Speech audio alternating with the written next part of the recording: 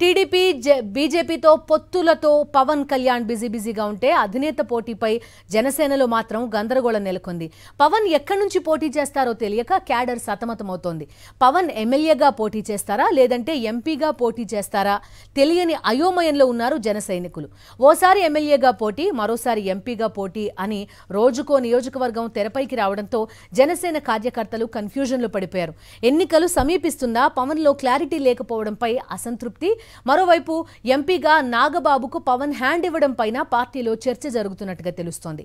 ఈ పరిణామాలపై పవన్ క్యాడర్కు ఏం చెప్తారనేది ఇప్పుడు ప్రశ్న.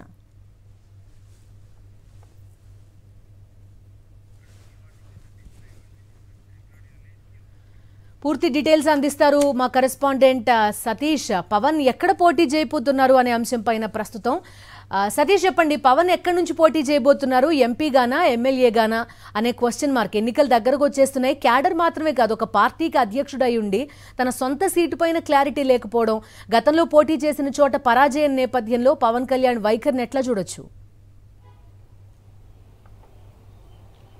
బహుశా సాధారణంగా ఏ రాజకీయ పార్టీ అధ్యక్షుడికి లేనటువంటి ఒక వింత పరిస్థితి ఇప్పుడు పవన్ కళ్యాణ్కి నెలకొంది. పవన్ కళ్యాణ్ రాజకీయ భవిష్యత్, ముఖ్యంగా ఎన్నికల్లో ఇంకొక 2-3 రోజుల్లో ఎన్నికల షెడ్యూల్ రాబోతుంది.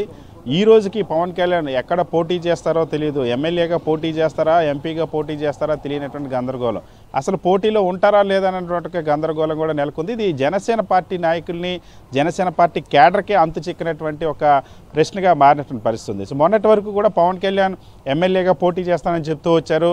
గాజువాకలో సర్వే చేయించుకున్నారు, భీమవరంలో సర్వే చేయించుకున్నారు, కాకినాడ సిటీలో సర్వే చేయించుకున్నారు, తాడేపల్లిగూడెంలో సర్వే చేయించుకున్నారు, విజయవాడ ఈస్ట్లో సర్వే చేయించుకున్నారు. ఎక్కడ సర్వే చేయించుకున్నా సరే, ఎక్కడ కూడా పిఠాపురంలో కూడా సర్వే చేసుకున్నారు. ఎక్కడ కూడా ఒక సానుకూల పరిస్థితి కనిపించినటువంటి నేపథ్యంలో పవన్ కళ్యాణ్ ఏ నియోజకవర్గంలో పోటీ చేస్తారో ఇప్పటికీ చెప్పనటువంటి పరిస్థితి. జనసేనకి టీడీపీ జనసేన 2 పార్టీలు పొత్తప్పుడు 24 సీట్లు ఇచ్చినప్పుడు కూడా తన సీటు ప్రకటించుకోలేనటువంటి దుస్థితి. ఇప్పుడు తాజాగా బీజేపీతో టీడీపీ జనసేన ఎలయన్స్ కుదిరిన తర్వాత అసలు పవన్ కళ్యాణ్ ఎమ్మెల్యేగా పోటీనే ప్రశ్నార్థకంగా మారినటువంటి పరిస్థితి.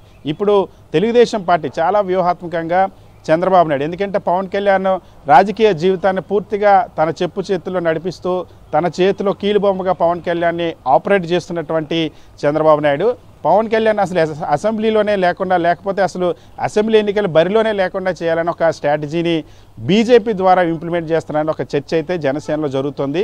పురంధేశ్వరి ద్వారా పవన్ కళ్యాణ్ని ఎంపీగా పోటీ చేస్తే మనకి ఆ ఫ్యూచర్లో ఉపయోగపడుతుంది అన్న ఒక ఈ లైన్ని ఆ బీజేపీ నేతల ద్వారా చెప్పించారు. సో ఈ నేపథ్యంలో పవన్ కళ్యాణ్ ఇప్పుడు కాకినాడ లోక్సభ స్థానం నుండి పోటీ చేస్తారంటూ ఒక ప్రచారం ఎల్లో మీడియా ద్వారా చంద్రబాబు చాలా స్పష్టంగా చేస్తున్నటువంటి పరిస్థితి. సో జనసేన నాయకులు, కార్యకర్తలు కూడా అదే మెసేజ్ని నాదేంద్ర మనోహర్ ఇస్తారు. అయితే ఇక్కడ కాకినాడ లోక్సభలో పోటీ చేయాలంటే అక్కడ ఆ లోక్సభ స్థానంలో ఇప్పటివరకు ఒక్క సీటు కూడా జనసేన పార్టీ తీసుకున్నటువంటి దాఖలాలు లేవు. అంతేకాకుండా అక్కడ ఒక్క నియోజకవర్గంలో కూడా ఇన్ఛార్జ్, బలమైనటువంటి ఇన్ఛార్జ్ లేడు. జనసేన పార్టీకి సంబంధించిన ప్రాతినిధ్యం కూడా లేనటువంటి, దీంతో అక్కడ పోటీ చేయడం కూడా భయంగా మారింది. ఇప్పటికే నాగబాబు అనకాపల్లిలో పోటీ చేస్తారని చెప్పి ఆయన మకాన్ సర్దేశారు. ఇప్పుడు పవన్ కళ్యాణ్ పోటీ అనేది ప్రశ్నార్థకంగా. Okay Satish, thank you.